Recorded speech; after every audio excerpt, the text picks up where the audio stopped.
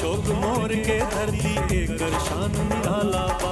ए माटी में जन्मी सीता एकर महिमा न्यारा बा। धोती कुर्ता पहनावा कांधे पे गमछा सोभेला। होली दिवाली छठ और तीज सबके मन से मनावेला। निर्गुण पूर्वी गजरी जयती गावे ई संसार। मधुबनी के चित्रकला से पाइन के हुआ। गंगा गंडक कोसी की बहती अमृत जलधार।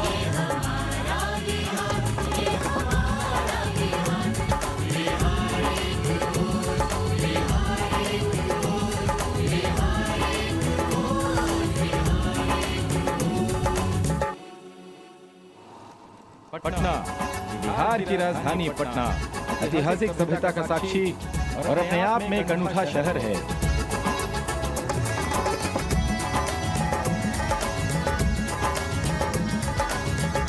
पटना की स्थापना 16वीं सदी में शेरशाह सूरी ने पाटलिपुत्र नगरी के स्थल पर की थी।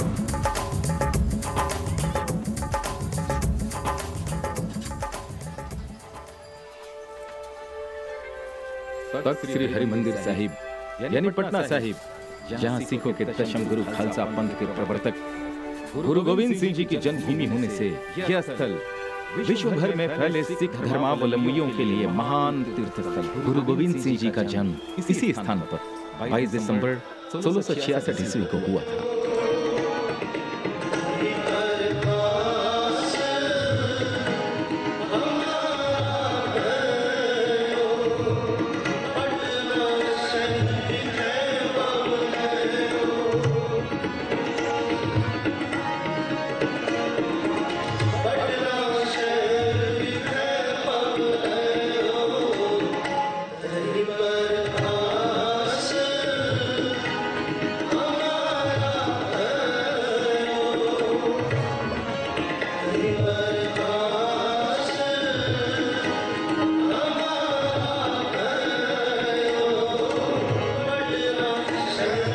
गुरु गोविंद सिंह जी ने अपने बाल्यकाल के लगभग 7 वर्ष पटना में व्यतीत किए थे। अपने बाल जीवन से जुड़ी स्मृतियां वो इस भूमि पर छोड़ गए। उनके बचपन का पालना हाथीदांत खड़ाऊ चंद का कंधा आज भी सुरक्षित है। उनके हस्ताक्षर युक्त दशम ग्रंथ साहिब का मूल प्रति भी यहाँ सुरक्षित है। प्राचीन स्वर्ण जड़ित पालकी पर गुरु गोविंद सिंह की युवावस्था का एक चित्र दिखाई देता है। इसे पंगुरा साहिब कहते हैं। यह पावन चोला गुरु गोविंद सिंह जी महाराज ने लगभग 15 साल की आयु में धारण किया था।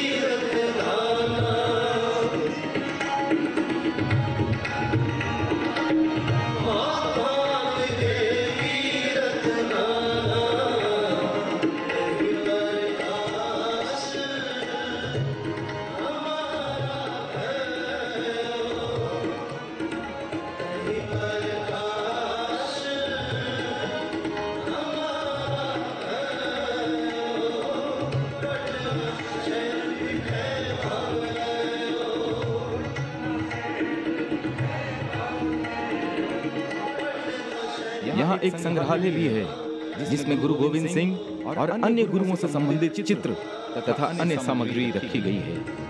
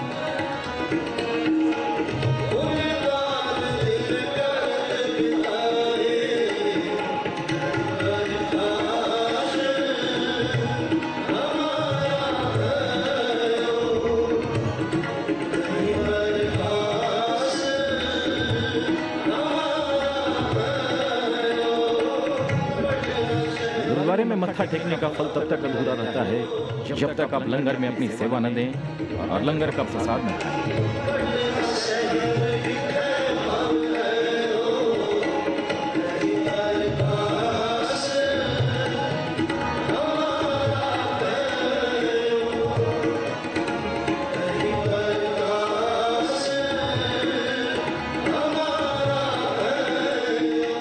ये जगमगाता हुआ ये इमारत, कितनी पवित्रता यहाँ नजर आ रही है। मैं धन्य हो गया।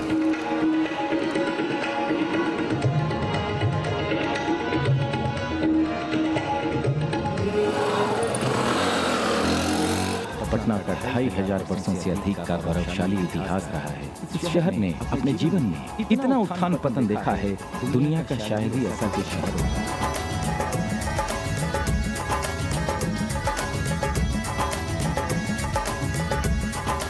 ये कुम्हरार पार्क है जो वर्तमान में पटना का एक आकर्षण का केंद्र है। प्राचीन साहित्यों में वर्णित पाटलिपुत्र को पाटलीग्राम, पाटलिपुत्र, कुसुमपुर अथवा कुसुमध्वज जैसे विभिन्न नामों से संबोधित किया जाता है। विश्व प्रसिद्ध पुरातात्विक स्थल कुम्हरार महान मौर्य सम्राट चंद्रगुप्त सम्राट अशोक के साम्राज्य की राजधानी थी।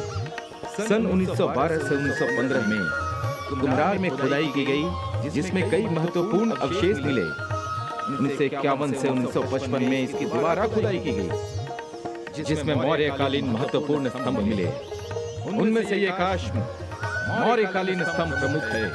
ये स्तंभ चित्तदार भूरे भलुए पत्थर से निर्मित है। दुनिया में कुम्हरार ही एक ऐसी जगह है जिसे रोम के बाद लगातार 1000 वर्षों से अधिक समय तक राजधानी होने का गौरव प्राप्त है। यहाँ खुदाई के दौरान ईंट की कई कुठरियां निकली। आरोग्य विहार, जिन्हें धन्वंतरी आरोग्यशाला कहा जाता है, जिसका आधार यहाँ से प्राप्त हुई पक्की मिट्टी की लिखित मोहर है, जिस पर श्री आरोग्य विहार भिक्षु संघ से अंकित है। धन्वंतरी ही इस आरोग्य विहार के प्रमुख चिकित्सक थे। चौथी 5वीं शताब्दी में निर्मित आरोग्य विहार अर्थात चिकित्सालय का भग्नावशेष है। ऐसा विश्वास किया जाता है कि इस चिकित्सालय का संचालन गुप्त काल के प्रख्यात वैद्य धन्वंतरी द्वारा किया जाता था। आरोग्य विहार के पास ही एक आयुर्वेदिक गार्डन है, जिसमें विभिन्न प्रकार के आयुर्वेदिक पौधे लगाए गए हैं।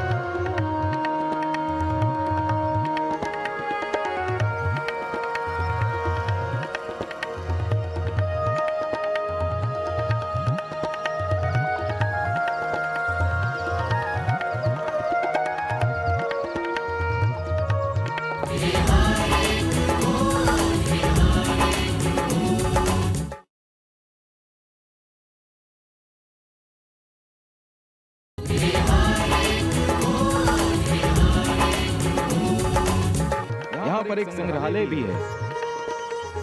इस संग्रहालय में कुम्हरार के खुदाई में जो महत्वपूर्ण अवशेष मिले, उन्हें यहाँ सुरक्षित रखा गया है।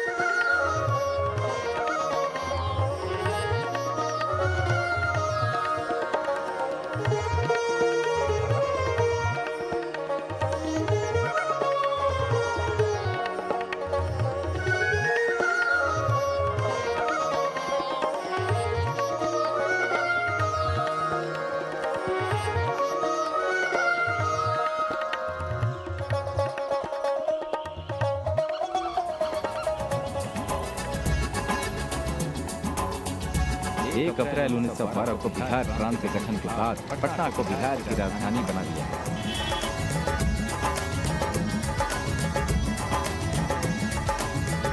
यह गांधी मैदान है। यह ऐतिहासिक मैदान ईस्ट इंडिया कंपनी के जमाने में और 1856 के पहले आजादी की लड़ाई के बाद अंग्रेजों का फौजी अड्डा था। यहाँ 1856 और 57 के दिनों में अनेक स्वतंत्रता सेनानियों को फांसी पर लटकाया गया था। ये गोलघर है।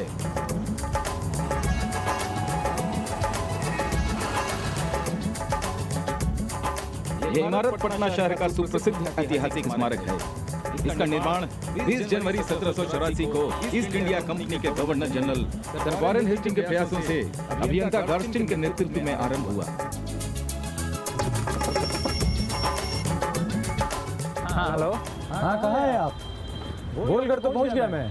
हाँ हाँ, मैं गोलघर पे ही हूँ, बिल्कुल ऊपर। अच्छा ऊपर है। हाँ, आप आ जाइए, बिल्कुल 145 सीढ़ियाँ चढ़नी है आपको। ठीक है, अभी आ रहा हूँ।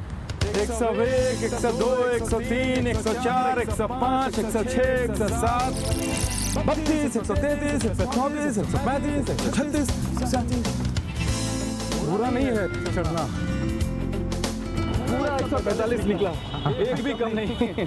अच्छा एक बात बताइए, आपको और कोई जगह नहीं मिला मिलने के लिए? इतनी ऊंचाई पर ही मिलना था आपको? नहीं, जगह तो बहुत है लेकिन इतनी ऊंची नहीं है, और जब आपकी मंजिल ऊंची हो तो आपको हमेशा ऊंचाई के बारे में सोचना चाहिए, ऊंचाई पे रहना चाहिए। इसकी क्या खासियत है? इतना ऊंचा तो आपने मुझे पहुंचा दिया, हाँ? पूरा पटना मुझे दिखाई दे रहा है, तो ये है क्या?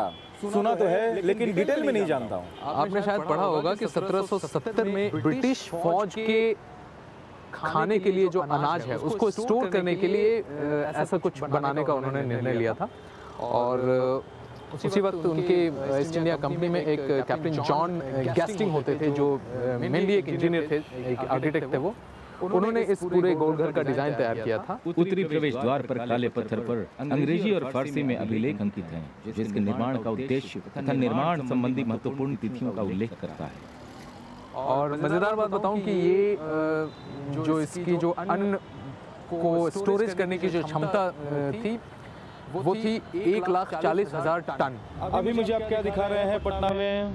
चलिए शिव, मैं आपको एक ऐसी जगह लेके चलता हूँ जो हिंदुस्तान में आपने जैसी जगह नहीं देखी होगी।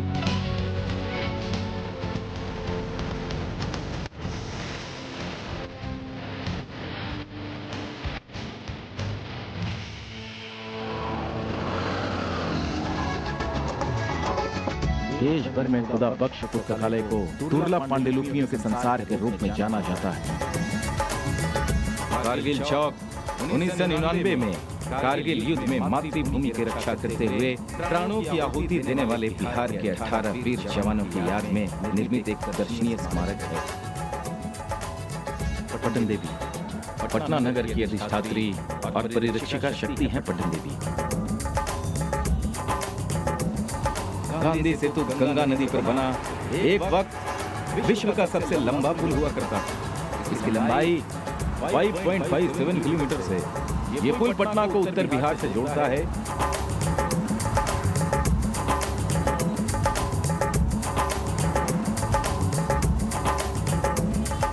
ये उसी गाय घाट पर निर्मित है जहां से भगवान बुद्ध ने गंगा पार किया था। साथ ही यहीं से वर्ष 1916 में महात्मा गांधी ने नाव द्वारा पटना से गंगा पार कर चंपारण की ओर कूच किया था। संभवतः इसी कारण इस पुल का नाम महात्मा गांधी सेतु रखा है।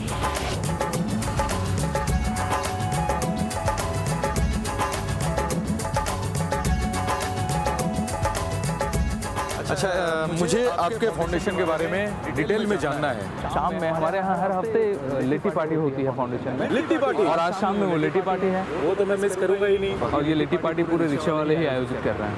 अरे मजा आ जाएगा। तो बिल्कुल शाम में मिलते हैं, क्योंकि हमें और भी कई जगह देखना है।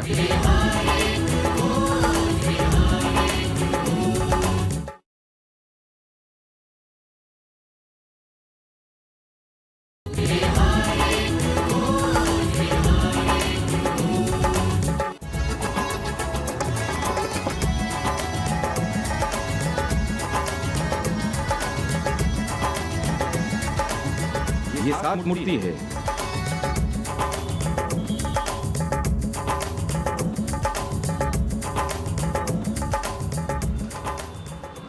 जिस समय पूरा देश स्वतंत्रता संग्राम में अपना योगदान दे रहा था, उसी समय महात्मा गांधी ने 1942 में एक आंदोलन चलाया, अंग्रेजों भारत छोड़ो। इस नारे ने आंदोलन को आगे बढ़ाने में आग में घी का काम किया। इस आंदोलन से प्रेरित होकर 11 अगस्त 1942 को बिहार के 7 नवयुवक छात्रों ने बिहार के सचिवालय भवन पर राष्ट्रीय पताका फहराने का निश्चय किया।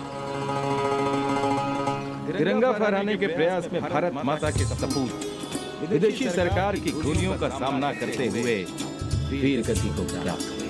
उन्हीं के स्मृति में बना ये शत मूर्ति 7 शहीदों के प्रति सच्ची श्रद्धांजलि है।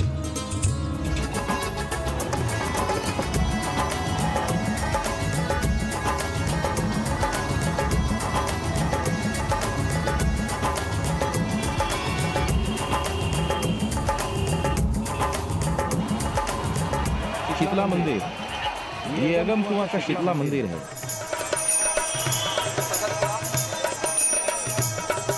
यहाँ मौजूद माँ शीतला की प्रतिमा लगभग 2500 साल पुरानी है और ये बहुत ही जागृत देवी हैं। मैं बहुत अच्छे समय पर आया हूँ क्योंकि अभी यहाँ माँ की भव्य आरती होगी।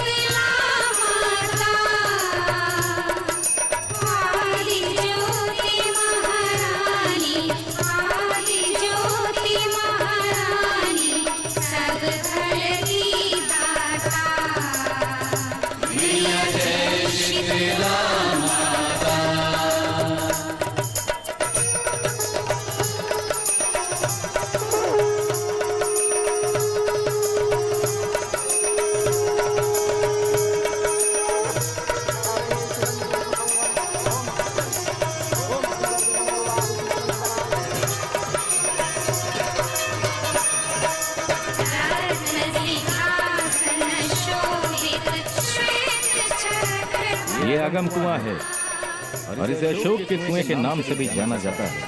ऐसी मान्यता है कि सम्राट अशोक ने 332 ईसा पूर्व में इस कुएं को खुदवाया था। ऐसा कहा जाता है कि सम्राट अशोक ने अपने 99 भाइयों का कत्ल कर उन सब की लाश इसी कुएं में डाल दी थी। हालांकि इसका कोई पुरातात्विक प्रमाण नहीं है।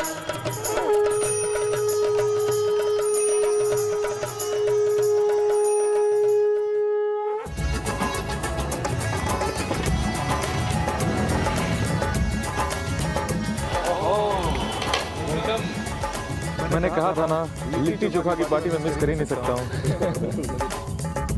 आइए आइए सो मच।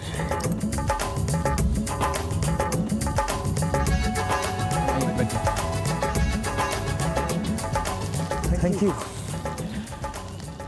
कुछ चीज़ों को लेकर मैं क्यूरियस हूँ। जैसे आपका ये रिक्शा जो है कुछ नए डिजाइन के हैं, इसको बनाने की प्रेरणा आपको कहाँ से मिली? देखिए, ये पूरा जो विचार है वो कॉलेज के ही दिनों में जहन में आया और ये बहुत इत्तेफाक की बात है कि मैं कॉलेज से वापस आ रहा था और घर जाने के लिए रिक्शे का सहारा हम लोग लेते थे। रिक्शे पे बैठा उस दिन मुझे याद है कि बहुत हॉट डे, काफ़ी गर्मी थी, मुझे प्यास लगी थी। मैंने रिक्शे वाले को बोला भैया पानी देना। उसने बोला पानी नहीं है। तो मैंने कहा तो रखते क्यों नहीं? फिर उसने कहा कि पैसे नहीं हैं। तो मुझे ख्याल आया कि अच्छा ये आदमी जो है रिक्शे पे पानी बेचने के बारे में कह रहा है और तब से ये विचार जो है मेरे जहन में बिल्कुल चलता रहा। जब कोई भी काम की शुरुआत करते हैं, नए काम की, तो बहुत सारी दिक्कतें आती हैं, बिल्कुल मुश्किलें आती हैं। बिल्कुल। तो आपको क्या क्या दिक्कतें आई और आपने उसको कैसे सॉल्व किया, ये मैं जानना चाहता हूँ। देखिए, दिक्कतें तो बहुत आई। शुरू में लोगों ने कहा कि अरे ये क्या बेकार काम है, अब इतनी पढ़ाई करने के बाद तुम रिक्शा वालों के साथ काम करोगे। लोगों का कहना था कि तुम्हें अच्छी नौकरी करनी चाहिए, रुपए कमाने चाहिए। सही बात है, जनरली होता है समाज। हाँ, मतलब ये इस तरह की बात है। फिर उसके बाद दिक्कतें आई कि लोगों ने कहना शुरू किया ये तो बिल्कुल बेकार आइडिया है, ये नहीं चलेगा, ये तो रिक्शा वालों के साथ काम करने का तो बेकार सा आइडिया है। लेकिन उससे ज़्यादा जो बड़ी चुनौती थी वो ये थी कि बैंक वालों को इस बात के लिए राजी करना कि वो रिक्शा वाले को रिक्शा खरीदने के लिए लोन दे दें। मेरे ख्याल से इतिहास में पहली बार हुआ होगा हाँ, रिक्शा वालों को लोन मिल रहा हो। हाँ, आप कह सकते हैं कि मतलब ये अपने तरह का एक बड़ा अनोखा प्रयास रहा। और सबसे अहम सवाल जो मेरे जहन में बार बार उठ रहा है कि मेरा लिट्टी चोखा कहाँ है?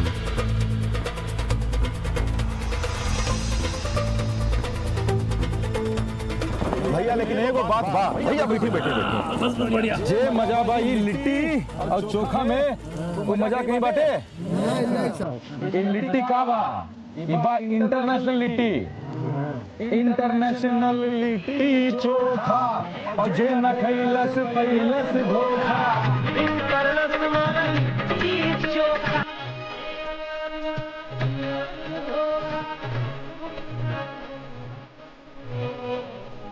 के झंडा आई गयो गए संसार में।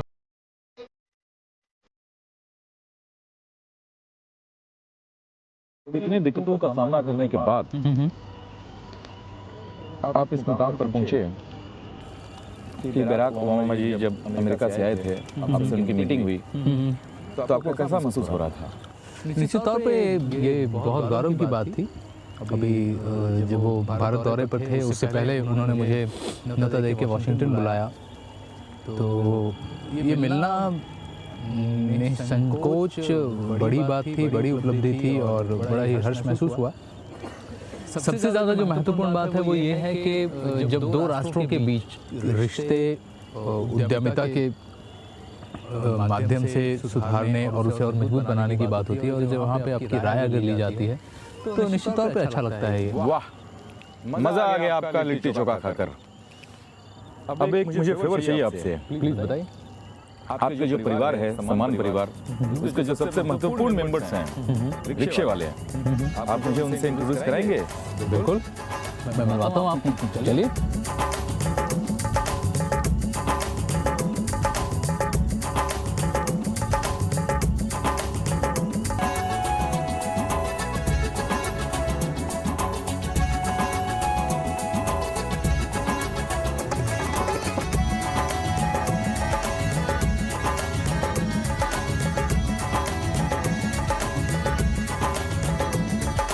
बुद्ध अशोक मौर्य के धरती एकर शान निराला बा। ए माटी में जन्मी सीता एकर महिमा न्यारा बा। धोती कुर्ता पहना कांधे पे गमछा बांधेला। होली दिवाली छठ और तीज सबके मन से मनावेला। निर्गुण मुर्बी गजरी जयती गावे ई संसार। मधुबनी के चित्रकला से पाइन के गंगा गंडक कोसी की बहती अमृत जलधार।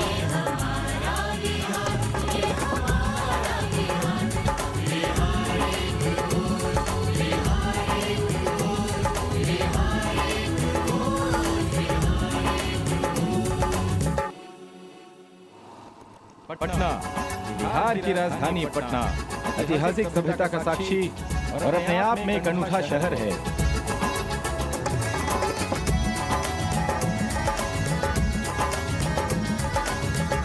पटना की स्थापना 16वीं सदी में शेरशाह सूरी ने पाटलिपुत्र नगरी के स्थल पर की थी।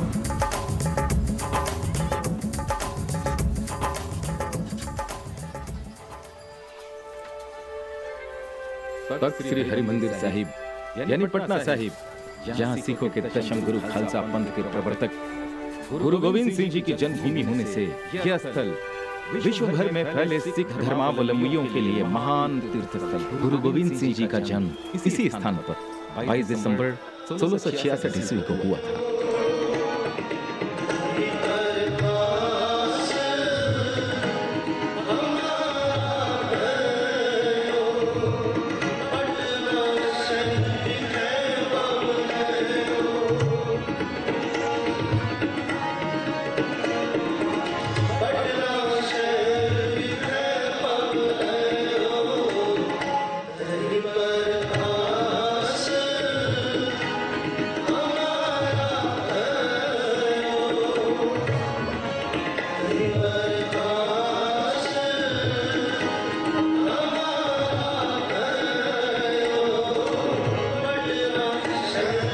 गुरु गोविंद सिंह जी ने अपने बाल्यकाल के लगभग 7 वर्ष पटना में व्यतीत किए थे। अपने बाल जीवन से जुड़ी स्मृतियां वो इस भूमि पर छोड़ गए। उनके बचपन का पालना हाथीदांत खड़ाऊ चंद का कंधा आज भी सुरक्षित है। उनके हस्ताक्षर युक्त दशम ग्रंथ साहिब का मूल प्रति भी यहाँ सुरक्षित है। प्राचीन स्वर्ण जड़ित पालकी पर गुरु गोविंद सिंह की युवावस्था का एक चित्र दिखाई देता है। इसे पंगुरा साहिब कहते हैं। यह पावन चोला गुरु गोविंद सिंह जी महाराज ने लगभग 15 साल की आयु में धारण किया।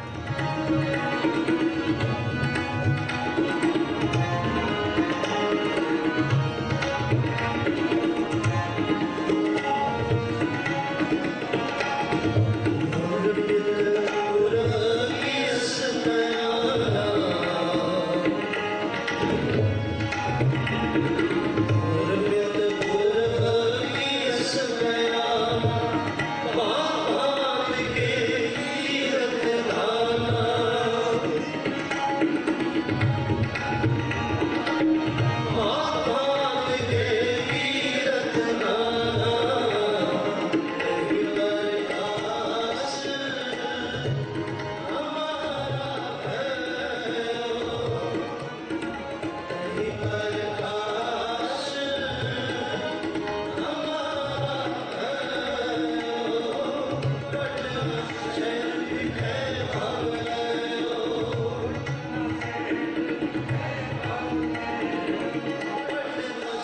यहाँ एक संग्रहालय भी है जिसमें गुरु गोविंद सिंह और अन्य गुरुओं से संबंधित चित्र तथा अन्य सामग्री रखी गई है।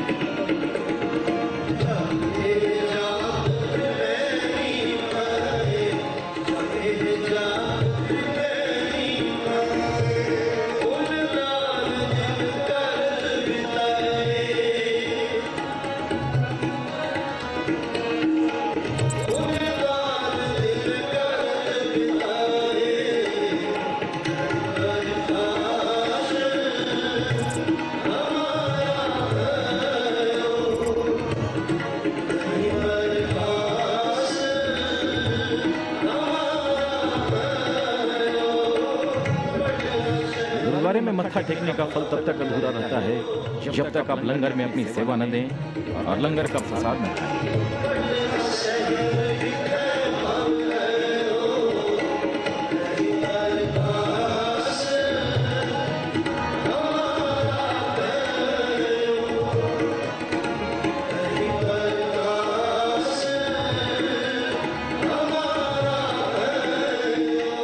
ये जगमगाता हुआ ये इमारत, कितनी पवित्रता यहाँ नजर आ रही है। मैं धन्य हो गया।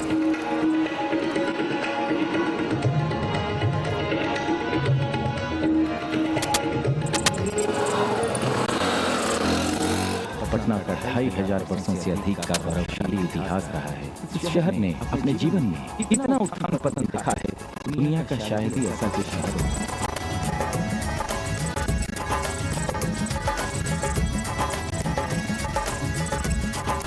ये कुम्हरार पार्क है जो वर्तमान में पटना का एक आकर्षण का केंद्र है।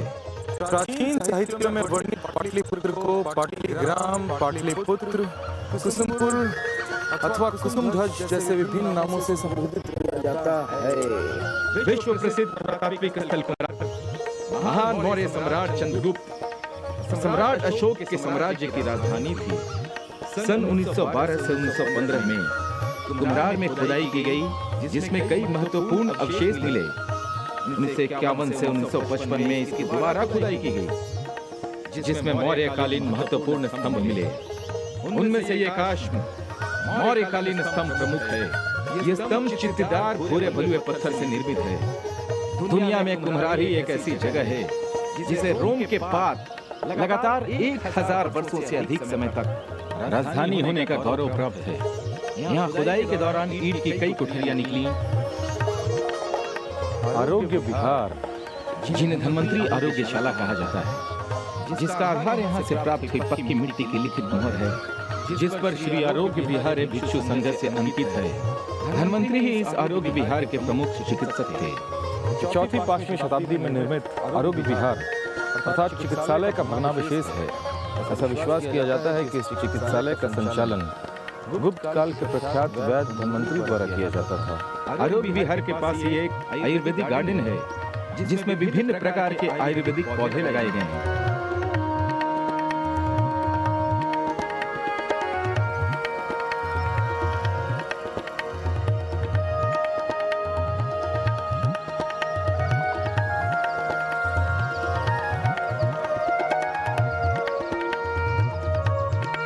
यहाँ पर एक संग्रहालय भी है।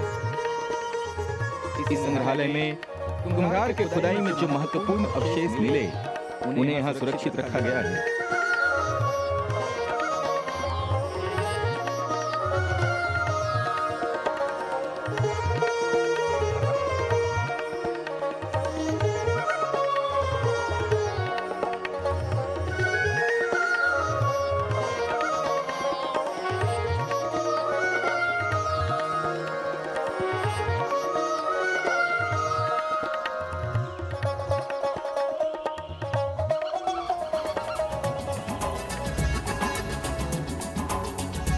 1 अप्रैल 1912 को बिहार प्रांत के गठन के बाद पटना को बिहार की राजधानी बना दिया।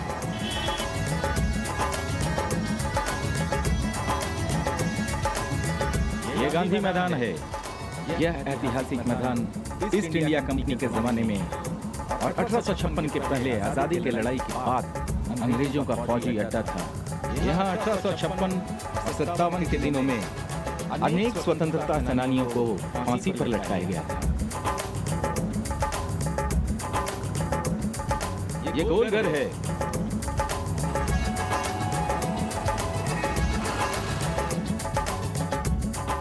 ये इमारत पटना शहर का सुप्रसिद्ध ऐतिहासिक स्मारक है। इसका निर्माण 20 जनवरी 1784 को ईस्ट इंडिया कंपनी के governor general sir Warren Hasting के प्रयासों से अभियंता गार्स्टिन के नेतृत्व में आरंभ हुआ।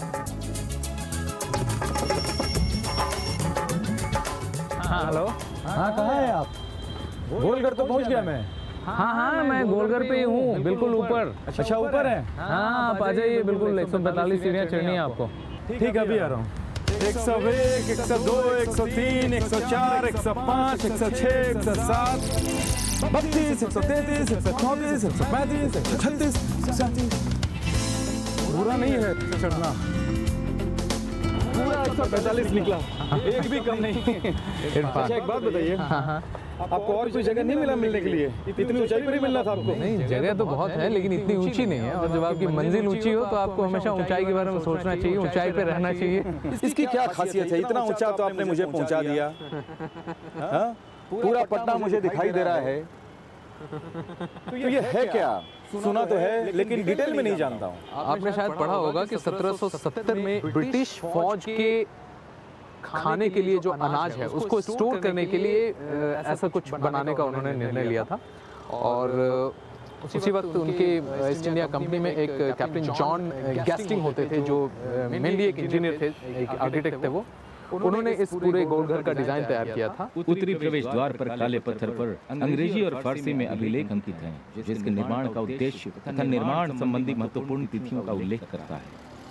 और मज़ेदार बात बताऊं कि ये जो इसकी जो अन्न को स्टोरेज करने की जो क्षमता थी वो थी 1,40,000 टन। अभी मुझे आप क्या दिखा रहे हैं पटना में? चलिए शिव, मैं आपको एक ऐसी जगह लेके चलता हूँ जो हिंदुस्तान में आपने जैसी जगह नहीं देखी होगी।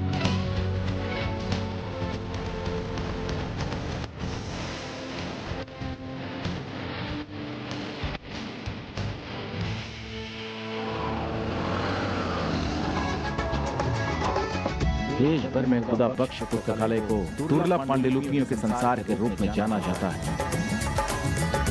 कारगिल चौक 1999 में कारगिल युद्ध में मातृभूमि की रक्षा करते हुए प्राणों की आहुति देने वाले बिहार के 18 वीर जवानों की याद में निर्मित एक दर्शनीय स्मारक है। पटन देवी पटना नगर की अधिष्ठात्री और परिरक्षिका शक्ति है। पटन देवी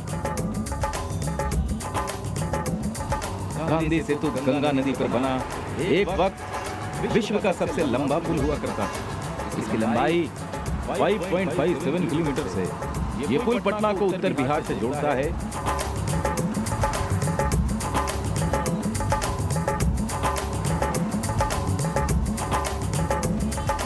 ये उसी गाय घाट पर निर्मित है जहां से भगवान बुद्ध ने गंगा पार किया था। साथ ही यहीं से वर्ष 1916 में महात्मा गांधी ने नाव द्वारा पटना से गंगा पार कर चंपारण की ओर कूच किया था। संभवतः इसी कारण इस पुल का नाम महात्मा गांधी सेतु रखा गया।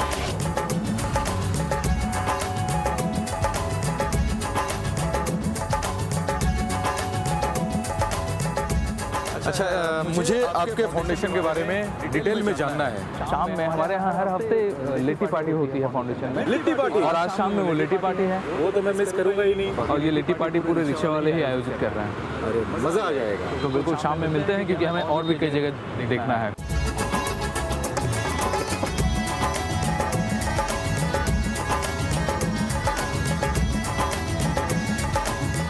ये 7 मूर्ति है।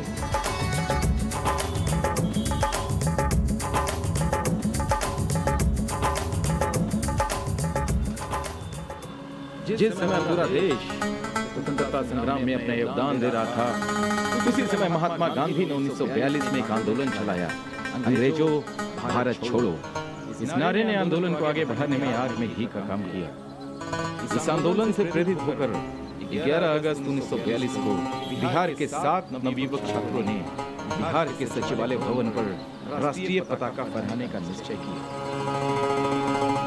तिरंगा फहराने के प्रयास में भारत माता के सपूत विदेशी सरकार की गोलियों का सामना करते हुए वीर गति को प्राप्त हुए।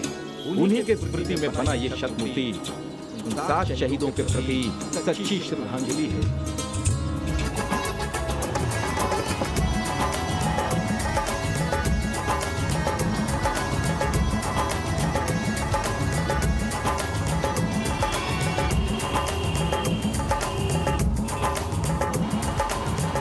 शीतला मंदिर, ये अगम कुआं का शीतला मंदिर है।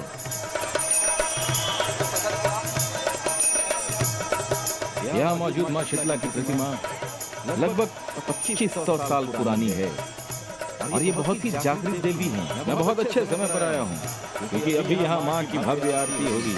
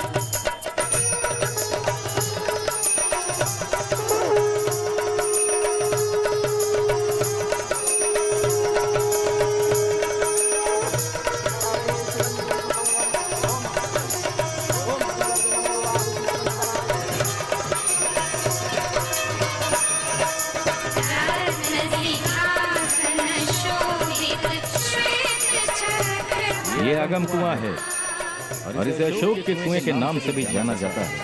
ऐसी मान्यता है कि सम्राट अशोक ने 332 ईसा पूर्व में इस कुएं को खुदवाया था। ऐसा कहा जाता है कि सम्राट अशोक ने अपने 99 भाइयों का कत्ल कर उन सब की लाश इसी कुएं में डाल दी थी। हालांकि इसका कोई पुरातात्विक प्रमाण नहीं है।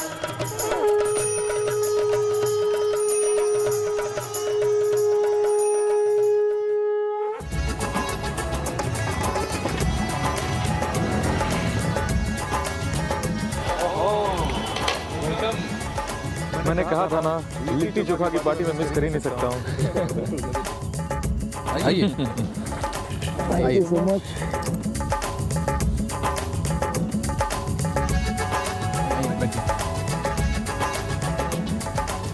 Thank you. कुछ चीजों को लेकर मैं क्यूरियस हूँ। जैसे आपका ये रिक्शा जो है कुछ नए डिजाइन के हैं, इसको बनाने की प्रेरणा आपको कहाँ से मिली? देखिए, ये पूरा जो विचार है वो कॉलेज के ही दिनों में जहन में आया और ये बहुत इत्तेफाक की बात है कि मैं कॉलेज से वापस आ रहा था और घर जाने के लिए रिक्शे का सहारा हम लोग लेते थे। रिक्शे पे बैठा उस दिन मुझे याद है कि बहुत हॉट डे, काफ़ी गर्मी थी, मुझे प्यास लगी थी। मैंने रिक्शे वाले को बोला भैया पानी देना। उसने बोला पानी नहीं है। तो मैंने कहा तो रखते क्यों नहीं? फिर उसने कहा कि पैसे नहीं हैं। तो मुझे ख्याल आया कि अच्छा ये आदमी जो है रिक्शे पे पानी बेचने के बारे में कह रहा है और तब से ये विचार जो है मेरे जहन में बिल्कुल चलता रहा। जब कोई भी काम की शुरुआत करते हैं, नए काम की, तो बहुत सारी दिक्कतें आती हैं, बिल्कुल मुश्किलें आती हैं। बिल्कुल। तो आपको क्या क्या दिक्कतें आई और आपने उसको कैसे सॉल्व किया, ये मैं जानना चाहता हूँ। देखिए, दिक्कतें तो बहुत आई। शुरू में लोगों ने कहा कि अरे ये क्या बेकार काम है, अब इतनी पढ़ाई करने के बाद तुम रिक्शा वालों के साथ काम करोगे। लोगों का कहना था कि तुम्हें अच्छी नौकरी करनी चाहिए, रुपए कमाने चाहिए। सही बात है, जनरली होता है समाज। हाँ, मतलब ये इस तरह की बातें। फिर उसके बाद दिक्कतें आई कि लोगों ने कहना चल गया ये तो बिल्कुल बेकार आइडिया है, ये नहीं चलेगा, ये तो रिक्शा वालों के साथ काम करने का तो बेकार सा आइडिया है। लेकिन उससे ज़्यादा जो बड़ी चुनौती थी वो ये थी कि बैंक वालों को इस बात के लिए राजी करना कि वो रिक्शा वाले को रिक्शा खरीदने के लिए लोन दे दें। मेरे ख्याल से इतिहास में पहली बार हुआ होगा हाँ रिक्शा वालों को लोन मिल रहा हो। हाँ, आप कह सकते हैं कि मतलब ये अपने तरह का एक बड़ा अनोखा प्रयास रहा। और सबसे अहम सवाल जो मेरे जहन में बार बार उठ रहा है कि मेरा लिट्टी चोखा कहाँ है।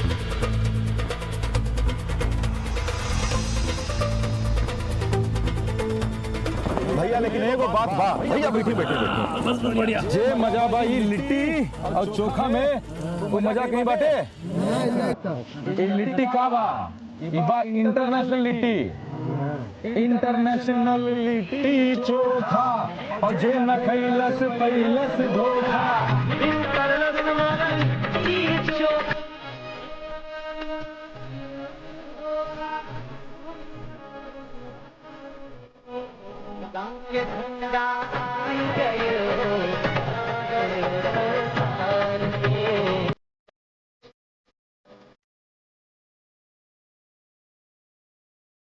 इतनी दिक्कतों का सामना करने के बाद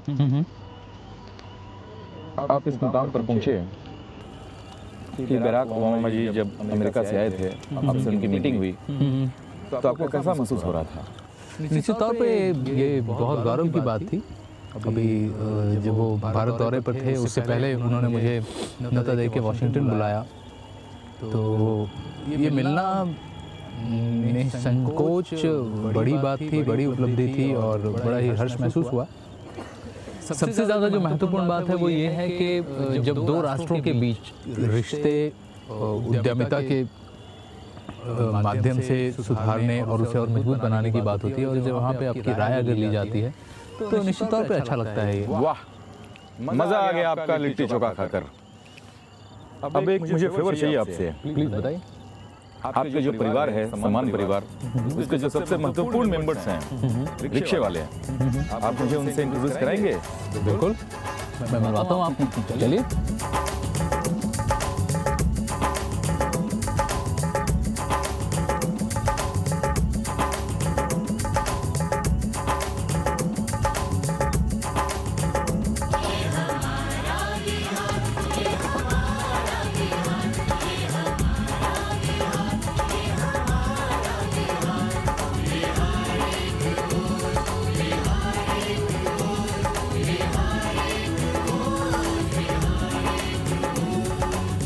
चलिए, बहुत अच्छा लगा आपसे मिलकर, आपके सम्मान के बारे में जानकर।